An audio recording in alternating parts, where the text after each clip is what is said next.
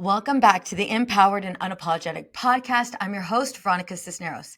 And today we're diving deep into a topic that's become incredibly relevant in recent times, managing the workload when both partners work from home. If you've been feeling overwhelmed, resentful, or misunderstood, this is the episode for you. We'll be discussing the common struggles couples face with the unspoken frustrations that build up resentment and practical steps to make real changes in your daily life. So let's get started. All right. So by a show of hands, how many of you are working from home? It goes back and forth for me. How many of you have a husband who is working from home? Show of hands. So a good amount of you, I've been getting a lot of feedback on Veronica. Please do a podcast episode focused on managing the workload. And after receiving this much feedback, I decided, what the hell? Let's go ahead and do it. So, what are the common struggles couples face when both are working from home? First, let's acknowledge the shift. The home, once a sanctuary from work, has become an extension of the office.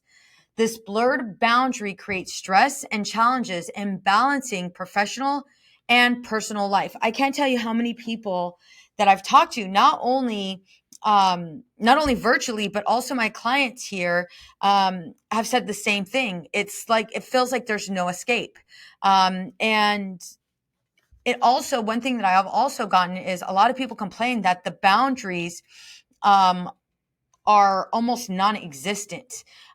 People walking in, people not paying attention to when their partners are on a call or in a business meeting, or feeling completely disrespected. One of the major struggles is miscommunication and unmet expectations. You might assume your partner understands your workload, but without clear communication, this often leads to misunderstandings. Perhaps one of you feels like they're taking on more household responsibilities while the other doesn't even realize it. So I want to go ahead and touch on that for a bit. Miscommunication is huge. And it's one of the big things a lot of couples come in for. We just need to learn how to communicate. But I would say what's more important than that is, how are you guys as friends? Do you guys have a level of respect with each other? Are you guys connecting? Because if you're not connecting, communication is definitely happening. And in addition to that, there are a great amount of expectations that are placed on your relationship that you may not even know you've placed on your partner. And so you might feel as if, well, I'm just going to put my head down and I'm going to, I'll compromise this time. Or I'll go ahead and do the dishes, or I'll go ahead and pick up the kids, or I'll reschedule this meeting. But after a while, that shit gets exhausting and it gets so frustrating, especially when you don't feel like it's being reciprocated. So I want you guys to think about this for a brief moment. Is one of your struggles miscommunication and unmet expectations? Right now, grab a pen and paper. Like literally grab a pen and paper. Stop what you're doing, grab a pen and paper. I want you to think about, what are the expectations you have in your relationship? Like ideally, what are you after? What are you looking for? So you're working from home. How would you like this to look? And if you're driving, that's fine. If you're working out, girl, get it. But if you're not, and you're just kind of hanging out, listening to this podcast episode, I want you to think about, like, ideally, what do you want this work environment to look like for you? Is there shared responsibility? Is there a heightened level of respect? Are there boundaries? Like, what exactly is happening? What's going on in your work environment that is making it easy for you not only to perform, but also to chase after your dreams and reach your goals? And how is that being prevented? And that might be easier for you to look at. What is preventing you right now from achieving your goals, achieving your dreams? What is preventing you from really diving in and doing the work you need? I know for me, when Willie and I were working from home, if like the girls knew if the door's closed, don't even bother me. I'm with patients. I can't be distracted at all, especially during COVID. However, there would be times when stuff would happen. And I remember trying to go ahead and address one situation, a personal situation, and then trying to get back on track. And it took me so long. It took me so long to just get back into the groove of things.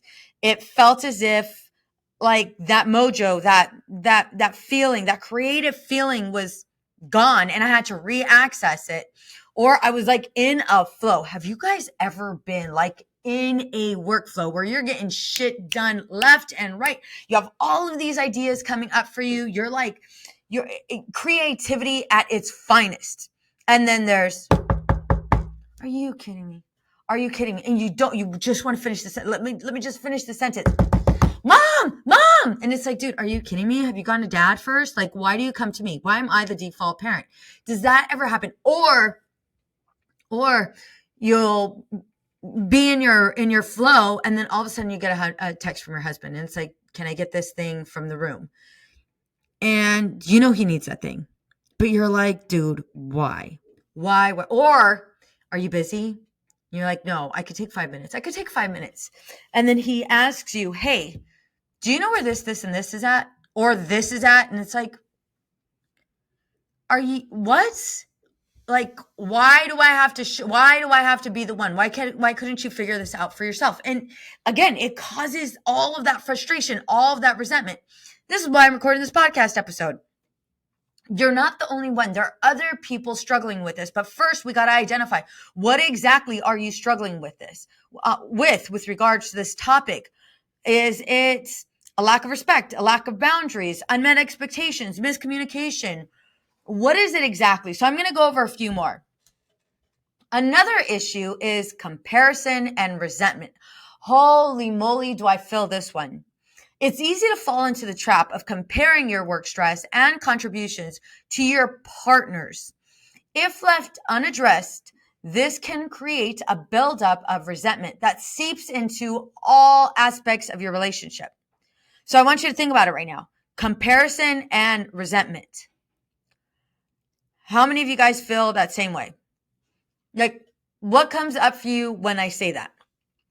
When you're measuring his contributions and your contributions, when you're measuring all of the things you've done that have gone unnoticed and have not been appreciated or not even acknowledged, don't get me started, in comparison to maybe he made the bed. I want you to think about when you compare. And this doesn't have to be just based off of household chores. I want you to think about in general with regards to parenting, with regards to your lifestyle, with regards to you eating right, whether or not your husband scheduled that doctor appointment. You know he didn't schedule it. I think that's a trigger point. Don't go crazy. Don't go crazy. Continue. Stay with me. Doctor appointments, right now everybody's out of school. So maybe there's some guilt with trying to go ahead and keep the kids distracted while you both are working, or trying to like schedule play dates. I know that's big for me. Like if I can schedule as many they're not really play dates. If I can schedule as many get-togethers where my kids either go to their house or they come to ours, if I can do that as much as possible, I will do it. Why? Because it's free babysitting and it's entertaining my kids and it's keeping them distracted. And if I take it a little bit further, which I don't want to, but you know what? I'm going to be transparent with you guys. I don't feel guilty about my kids being home while both me and my husband work. Like that guilt isn't there. I mean, it's kind of there, but not really, because somebody else, some kid is entertaining my kid, which, I mean, let's just be honest, that right there, they'd rather have instead of sitting in the room. And I don't want my kids to be on the phone. We've already had that discussion before, but like that right there is really big. And most of the time, guess who sets up those play dates? Guess who gets the kids together? Me. If you can't see me, I'm totally lifting up my arm. So that right there is so big. And it also plays into comparison and resentment that interferes with the ability to truly connect with your husband. And let's not forget distractions and interruptions. Working from home, I know I highlighted this a little bit. Working from home means dealing with household chores, children's needs, and the temptation to relax instead of working. These distractions can lead to decreased productivity and increased stress. Because whatever work you didn't get done, or however many times you've been interrupted, the work got to get done no matter what. And so now it's delayed. And the amount of time that you could have been off is now limited because of the amount of work you need to get done. I know for me, I've gotten to a place where it's like the work's going to be there tomorrow. Unless it's like something crazy emergency, the work is going to be there tomorrow. And I got to do something different because I'm tired of working all the time. Let's just be honest. So let's go ahead and look at a real life story. Meet Amy and John, a couple who both transitioned to working from home during the pandemic. Initially, they were excited about the change, thinking it would bring them closer. And not only that, but we don't have to pay for gas anymore. All right? And we don't have to leave the house. And we don't have to be around people we don't want to be around. However, a few months in, Amy started feeling overwhelmed by the household chores and childcare. She felt John wasn't pulling his weight, and John felt Amy didn't appreciate his work stress. They were both harboring resentment, and it started impacting the relationship. Amy's frustration stemmed from unspoken expectations. She assumed John would see the dirty dishes and take care of them. John, on the other hand, was overwhelmed with his workload and didn't even notice the dishes. This lack of communication created a cycle of misunderstanding and resentment. They were both frustrated. They were both overwhelmed. But neither of them knew how to communicate their stress. Neither of them knew how to have a healthy conversation that didn't lead into this big old blowout argument. And to be honest, after reading their story, a good amount of them, both of them, were avoiding. They were avoiding the conversation. Why? Because they didn't want to poke the bear. They didn't want to poke the bear. They just wanted to have a conversation. They wanted to have a mutual understanding, but they didn't know how. So they didn't. They avoided it. What's even worse is they started to personalize what the other person was doing. Well, if John really loved me, he would have known to wash the dishes. Well, if Amy would have known me, she would know that I'm under a lot of stress at work. There we go. Amy, selfish again. Amy wanting to go ahead and, point out all of my flaws and make me look like the bad guy. Well, there we go. John again, expecting me to be in charge of all of the household chores. John again, thinking that shit just gets done and I'm the one that needs to assume all responsibilities because John had a rough day. In air quotes, right? Which only pisses John off because again, you don't understand me, nor will you ever. And all you want to do is pick at me and tell me all the things that I'm doing wrong. Amy, well, I wouldn't have to pick on you had you just washed the damn dish. You see how tired I am? You see how overwhelmed I am? What about me? John replies. What about all of the shit that I have to deal with? I'm the one who makes more money. Therefore, I have the stresses of all of the bills because you decide to go ahead and spend more money. Notice how this conversation goes from the stress that they're experiencing from working from home. And then it goes into other areas and other aspects of the relationship. And then it goes on and on. Now it's an all-out war where they're in this battle. And they both struggle with self-regulating. They both struggle with really developing an understanding of what their partner is trying to communicate. All of that gets lost. And neither of them yield to win. If anything, they both want to win. They want to prove their partner wrong. They have become defensive. They have become critical. They have become contemptuous. And later on, John ends up stonewalling. He shuts down, leaving Amy to feel like she is in the relationship all by herself. And John could give two shits. which obviously is not the truth. But I'm going to tell you, I see this all of the time, every hour. Every hour. I see a lot of couples. I see a lot of women. And this is a common problem. So I want you to think about, which one is it for you? Miscommunication, unmet expectations, or both, comparison and resentment, or all four, distractions and interruptions, or all six. I want you to think about, which one exactly is it for me? And I want you to give it a name, write it down. I want you to take this even further. How are you a part of the problem? Yeah, I said it. You knew I would. You knew I would. For those of you guys that don't know me, if you're looking for me to blame one person, you got the wrong podcast. This is not it. I'm going to hold you equally accountable. Why? Because if not, I'm no good to you. I'm no good to you. I'm just giving you a Band-Aid. And we all know I don't do Band-Aids. So how do we break this cycle and make real achievable changes? Well, which one is it for you? Identify which one is the one that triggers you the most. And if you want to, put it in order. Like literally put all six in order. Like which one's the most triggering, and then go from there. Next, I want you to identify, how are you part of this problem? Which ones are you guilty of? Are you guilty of all six? If so, it's okay. So was I. So am I sometimes, depending on what me and Willie are arguing about. But I really want you to just look at this and develop a better understanding of what is going on in your relationship. Excuse me. Otherwise, we're just playing the blame game, and that doesn't work. It doesn't work. All right. Open communication. Step 1. Schedule regular check-ins to discuss your work and household responsibilities. Be honest about your needs and listen to your partner's needs without judgment. Holy moly. Let me take a drink for this. I'm drinking water. Calm down.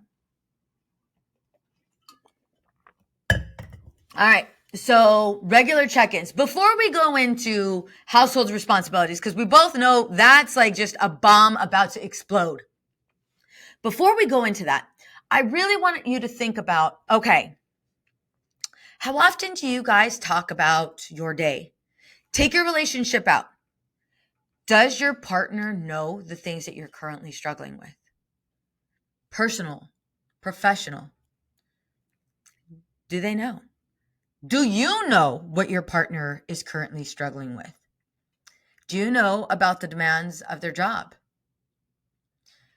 Most of you don't. And that's okay. I'm not here to, I'm not here to judge you. I mean, shit, there was one point I didn't know either.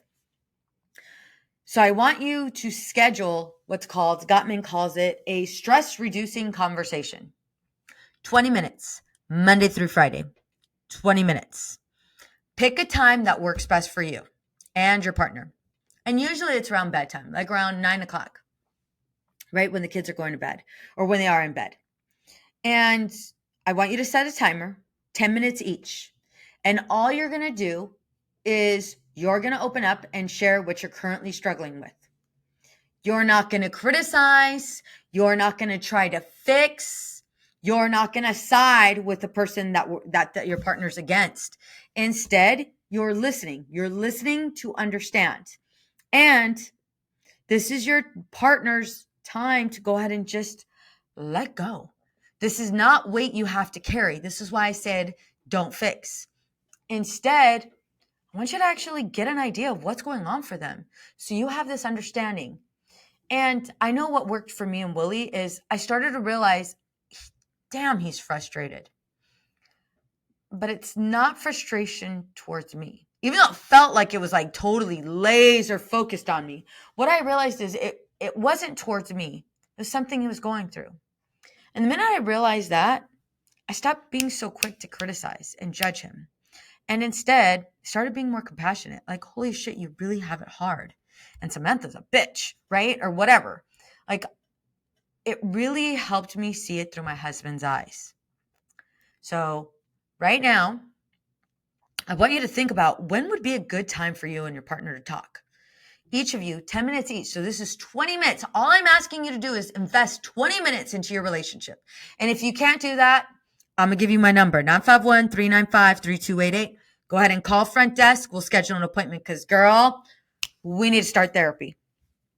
And I say that with the utmost love and respect. 20 minutes. Let's go ahead and schedule 20-minute check-in. Again, we're not talking about a relationship.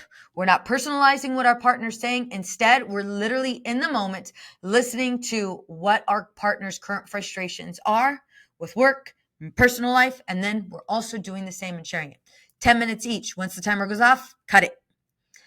After a while, you guys will just do this naturally, which is what I want. I don't want you guys to do, how was your day? Oh, it was fine. How was your day? It was fine. None of that. That's bullshit. That is bullshit. And that's not checking in with your partner. If anything, that's checking off the box. And that's not what we want our relationship to be. We do not want our relationship to be something we just check off the box. Why would we want that? It's not a task, right? This is a marriage. This is relationship. All right, next step.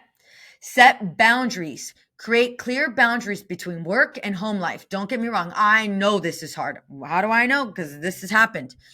Designate separate workspaces if possible, and establish work hours to prevent work from spilling into personal time. So one thing that Willie and I did that worked really, really well, if our doors were closed, do not communicate at all, unless it's an emergency, and it better be an emergency. If somebody got like a little cut, don't care. If somebody's like bleeding out and we need to go to the emergency room, all right, I'm your girl. But really identify like, what are some of the boundaries? What are some of the rules that I need to establish while I'm at work?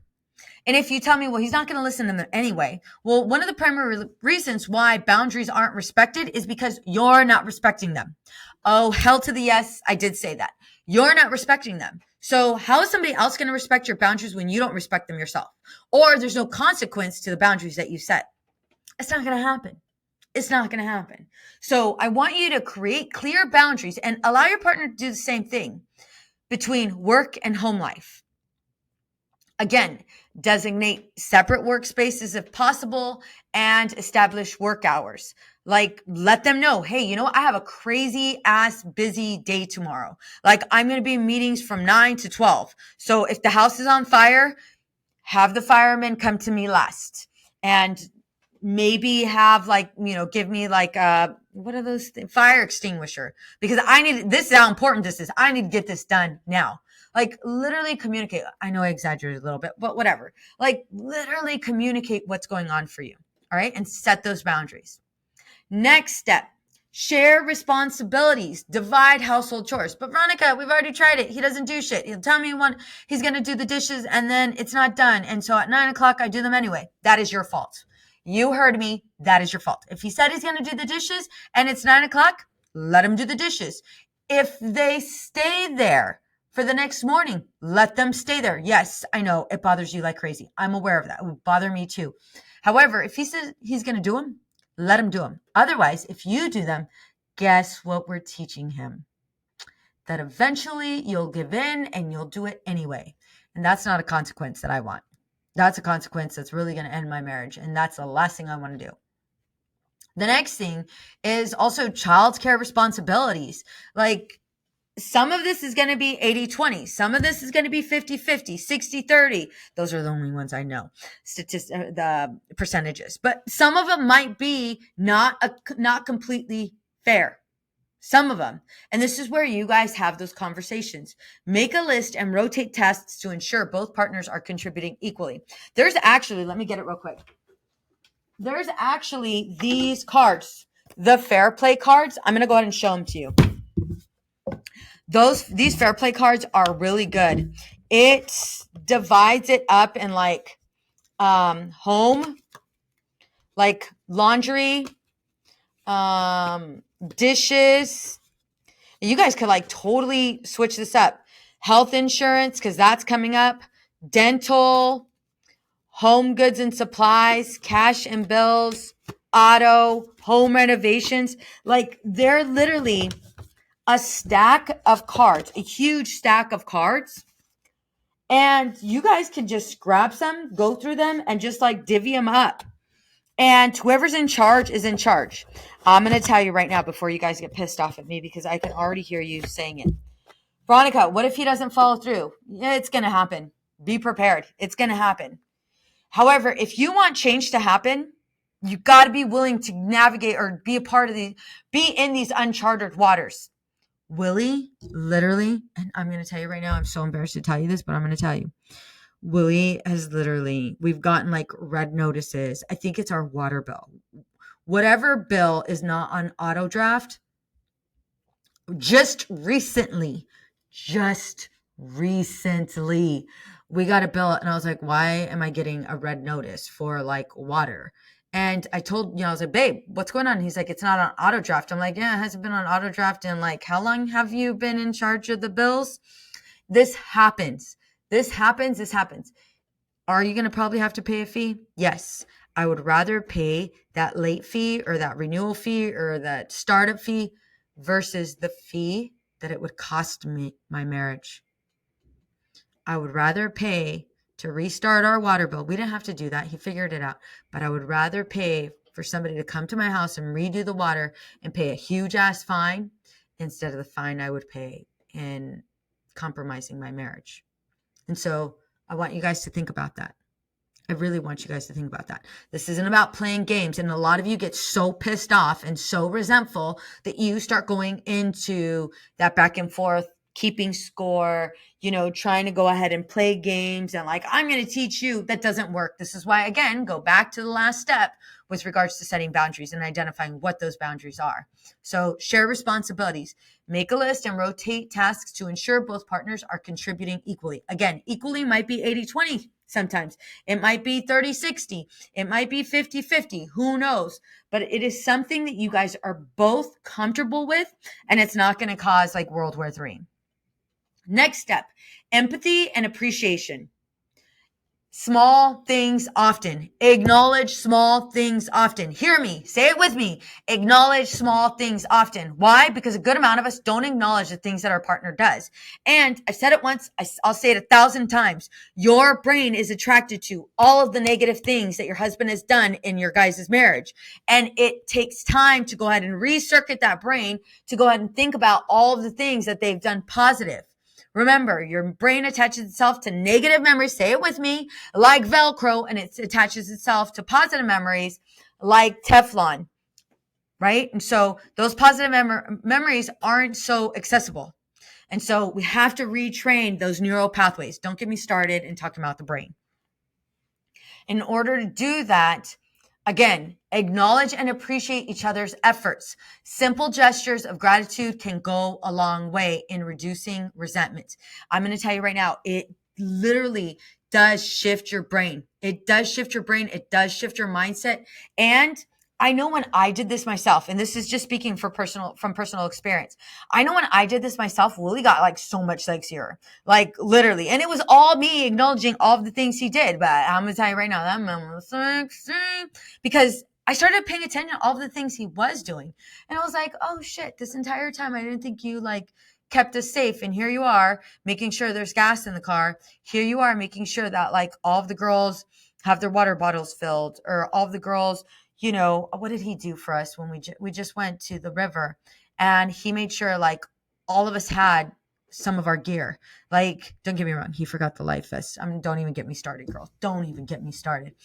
We were going on a river trip, but whatever, I digress. Damn, Satan. That's Satan right there. That is Satan bringing in all of the negative things. Now I can't think of the positive stuff. What did he do? He made sure to assign the girls each a task. Brooklyn was in charge of snacks, and she made the cutest snacks ever.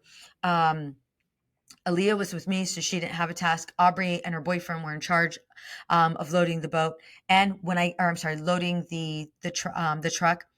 When I got to the house, the entire truck was loaded.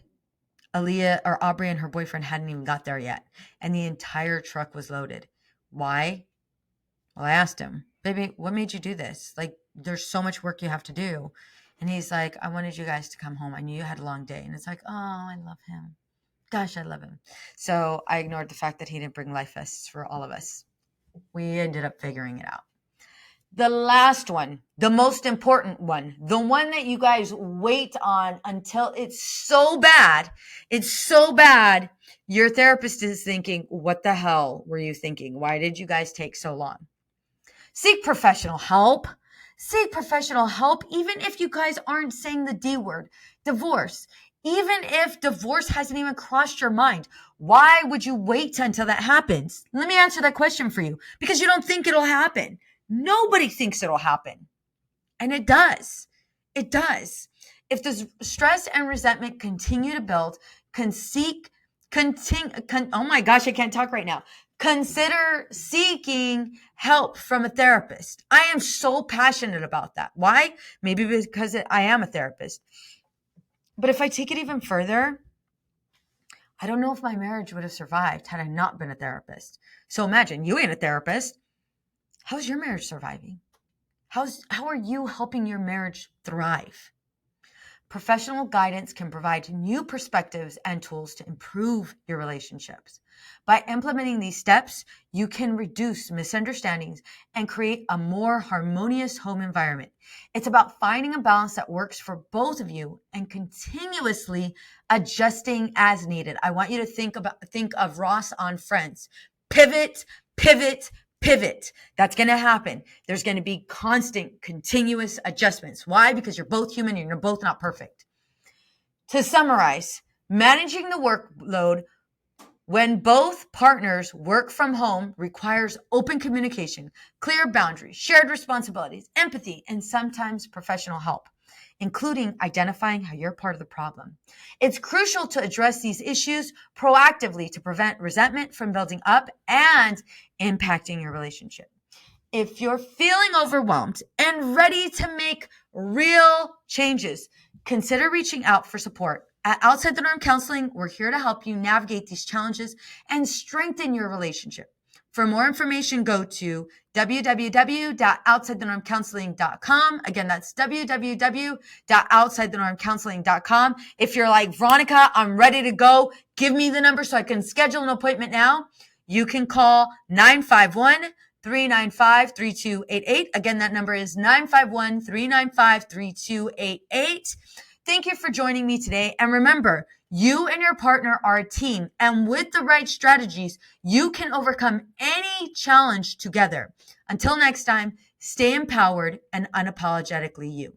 Make sure, promise me you are going to share this episode with a dear friend, a mom, a dad, a brother, a sister, an aunt, an uncle, a neighbor. Make sure to go ahead and share these episodes. The only way I can reach out and help more people is through you. And so again, until next time, be unapologetically you. Bye for now.